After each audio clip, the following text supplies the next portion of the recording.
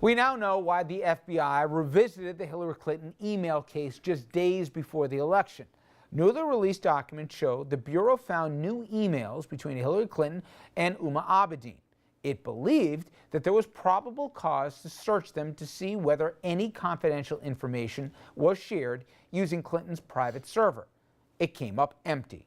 Now, all of this was discovered on Anthony Weiner's computer while he was under investigation for some of the sexting that he was doing. Weiner is, of course, Abedin's estranged husband. Now, Bill Clinton says this cost his wife and cost her dearly. Here's what he said to our own Dominic Carter just this Monday. I watched her work for 2 years. I watched her battle through that bogus email deal, be vindicated at the end when Secretary Powell came out. She fought through that. She fought through everything. And she prevailed against it all. But, you know, then at the end we had the Russians and the FBI deal, which she couldn't prevail against that. But she did everything else and still won by 2.8 million votes. What cost her the election, Mr. Thanks, guys. We got to What rush. cost her the election? Look, that's up to the experts. The finest vote counter in America is Nate Silver. He told you what cost her the election. And by the way, thank you for that one with the phone. That was really appreciated. Anyway, some polls certainly back up Bill's case here. ABC News Washington Post poll, that tracking poll showed that Clinton's lead shrunk from double digits to a virtual tie after the Comey letter came out, all in a span of about a week and a half here. Now, we should note several other polls showed Hillary's lead shrinking after the letter, but the ABC poll had the biggest change. But no doubt here, it had an impact on the race. Okay, with what we know now, Doug, in terms of what was actually in there, is a criticism warranted that Comey overreacted rather than look first, say later, that he spoke up and then literally days before it says never mind? Well, it's interesting discussing this after the election because now we're looking at it in hindsight. If Well, he's supposed 2020 to is be, great, yeah. if he's supposed to be a prosecutor who's supposed to just be a prosecutor, and he found something, he notified Congress that if he finds something else, he's going to notify them. But stay there for a second. Find something.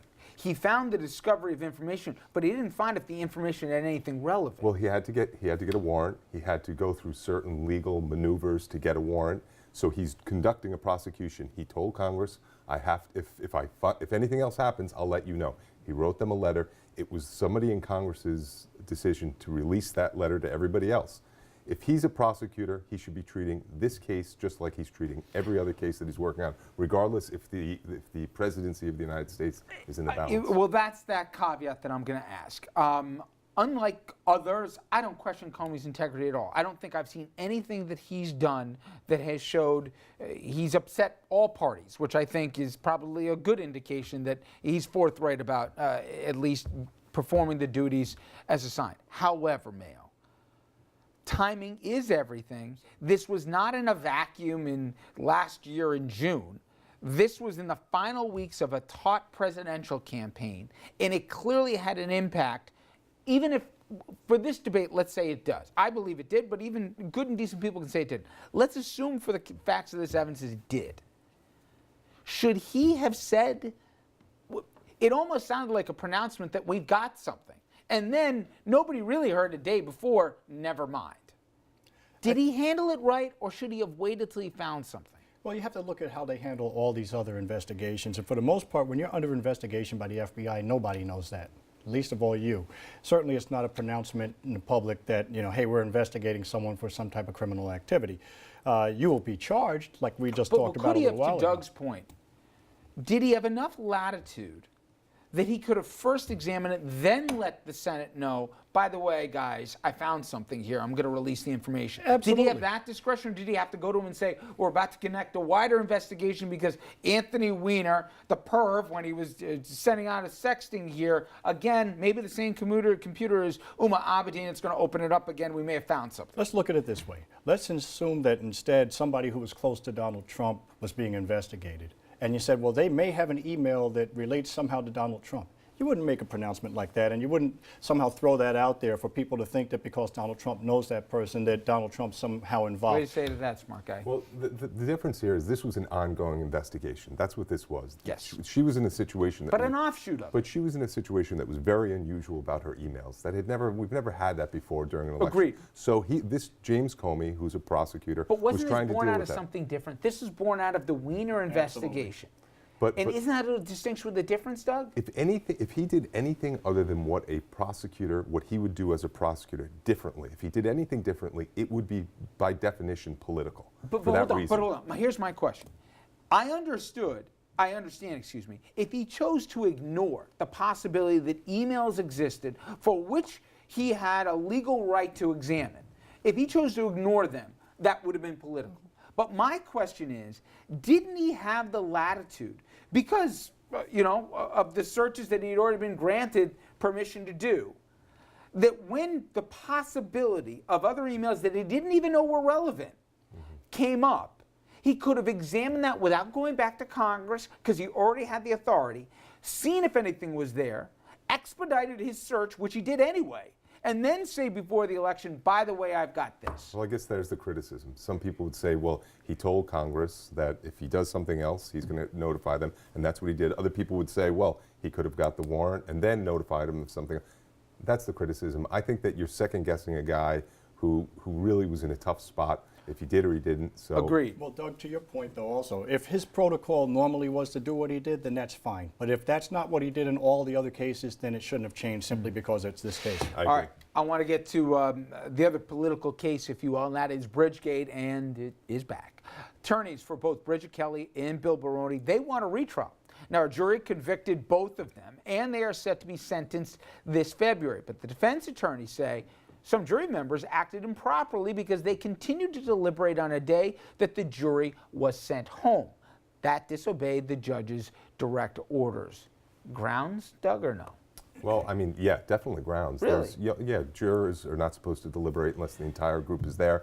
We often have times when we're waiting for a single juror that's stuck in traffic, and they'll all be in the jury room talking, but one thing they can't do is deliberate. And if by chance they do deliberate for some reason, the judge will tell them, go back in there, and whatever you were discussing, start from the beginning and include the juror that wasn't there. So I don't know in this case whether that's possible. Are they saying after the fact that this person just wasn't there for a portion of the deliberations? If that's true, that's a problem. That is a problem. I'm not saying it's a reversal, but it's definitely a problem that has to be looked at. And you think, like Doug, there's a chance for a retrial just off of that? Absolutely, because it goes toward the integrity of the entire jury system. And if you start to play and make different rules each time you have a different case, then there's no integrity in terms of that system. You have to be able to adhere to the instructions given by the court. Those instructions have to be permissible and proper. If they're not, that's a grounds for reversal. Even the most minute issue in terms of an instruction, if that instruction itself is impermissible, the case can come back. Okay, now just give me the court practical dynamics in that, how do you let people deliberate if you don't have the 12 folks sitting in the room? I mean, anybody can count. You know, we make fun of football coaches if they have 10 guys on the field and they have to call a timeout. This isn't trying with a 35-second, clock here. They can do the math, can't they? How does this happen? Well, they're not judges. They're not professional jurors. They don't know what they can and can't do. I'm not blaming the jurors. No, but I'm oftentimes you have to really press upon them that you're not allowed to deliberate. And nobody says, okay, we're officially deliberating, I don't think. So what happens is the jurors are together. They're together, they're talking about baseball, football, whatever, their favorite recipes. At some point, unless they really understand the fact that you're not to discuss the merits of the case unless you're all together, because that's in a sense deliberating. If for some reason, they just start talking about it and that's considered deliberation, that's a problem. They may not even know they're doing it. One juror who's listening to it could say, hey, listen, they're all deliberating, and I know we're not supposed to be doing this, but doesn't speak up. It's not as nefarious as it would seem.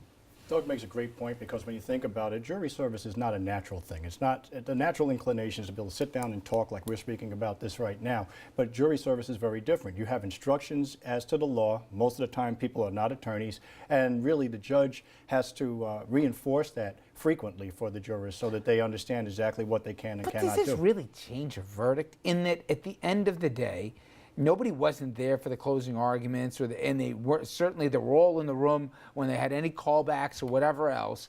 Is this? I get it, and I'm not minimizing it. I hear both of you. Didn't really change a verdict, Well, did you, it? you don't know that, and that's the thing, is that we really don't know what a verdict turns on. It could be one point where perhaps somebody who's a particular advocate for or against is not able to add their perspective. And the jury is instructed that they have to work as a whole and that they should maintain their own opinions, but they should work with their fellow jurors to reach a verdict. Unanimous decision beyond a reasonable doubt. It's a high standard. All right.